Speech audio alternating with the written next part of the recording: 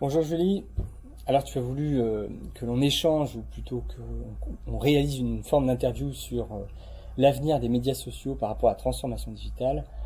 Eh bien écoute, je t'avoue que c'est un sujet qui me paraît totalement d'actualité puisque les réseaux sociaux, on en a beaucoup entendu parler pendant un sacré paquet d'années et maintenant on parle beaucoup de la transformation digitale et on a des gens qui sont un petit peu perdus par rapport à cette double problématique.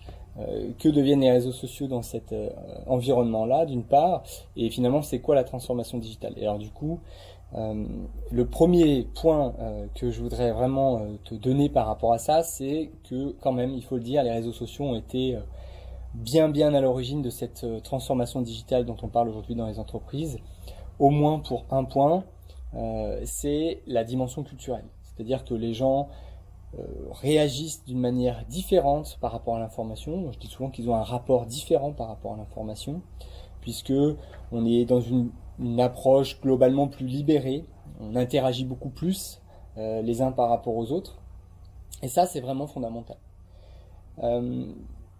Forcément, associé à ce mouvement-là, il y a toutes les histoires de génération Y, Z, alpha, tout ça, voilà. Et tout ça, ça a fait un mouvement global qui a transformé les entreprises par le fond et qui d'ailleurs crée aujourd'hui, c'est anecdotique, mais c'est quand même un mouvement assez fort qui crée aujourd'hui énormément de postes vacants dans les entreprises. Parce que les bonnes vieilles entreprises que l'on connaît, elles n'ont pas voulu évoluer en suivant ces mouvements de likes, de médias sociaux, de jeunes qui pensent différemment, qui veulent casser les barrières, mettre de la transversalité naturellement dans l'entreprise. Et donc ça a changé l'entreprise.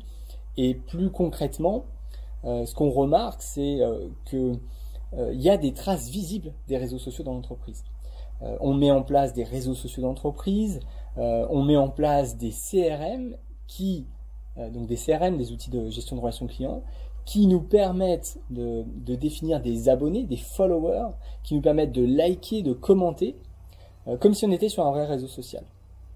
C'est-à-dire que l'outil de travail central d'une entreprise, les outils de travail centraux des entreprises, se sont appropriés la dimension social média que l'on a au début globalement regardé d'un air mystérieux et puis même défensif. Et puis maintenant, finalement, ça devient plus qu'un phénomène de mode, ça devient une fonctionnalité indispensable dans l'entreprise. Donc si on regarde Salesforce, par exemple, qui est un outil qui a une très grosse croissance ces dernières années dans l'univers des CRM pour les entreprises, eh bien, on voit que quand vous créez une opportunité commerciale, vous devez désigner qui sont les personnes concernées, donc qui sont les followers, que ces personnes vont pouvoir suivre l'opération comme on pourrait suivre un post sur Facebook. Et finalement, on se rend compte que naturellement, ce mouvement social média, cette attitude, cette culture social média s'est inscrite dans l'entreprise.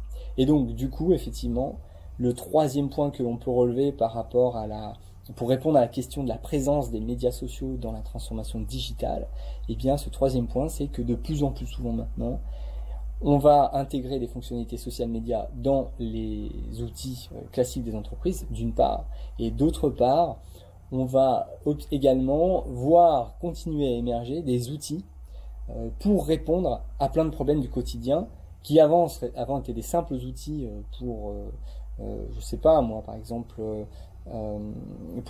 pour se loger. Avant, on avait par exemple un TripAdvisor pour se loger. On avait simplement la possibilité de voir quel était le meilleur hôtel.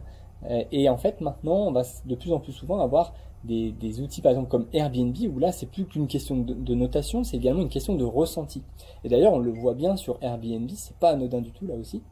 Airbnb ne se positionne plus comme un acteur qui propose des logements avec une notation sur des personnes, mais Airbnb va se placer comme un acteur qui propose des expériences. C'est-à-dire que quand vous allez dans un logement, en fait, on ne considère pas que c'est une question de forcément uniquement de notation, de logement, de sa qualité, mais également de ce qu'on va vivre. C'est-à-dire que même si le logement finalement est de piètre qualité, l'important c'est l'expérience que l'on va vivre.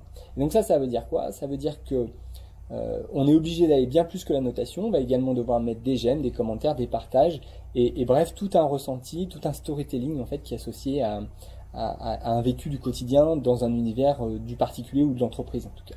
Voilà. Écoute, j'espère avoir répondu à tes questions, et puis je te dis à bientôt. Salut!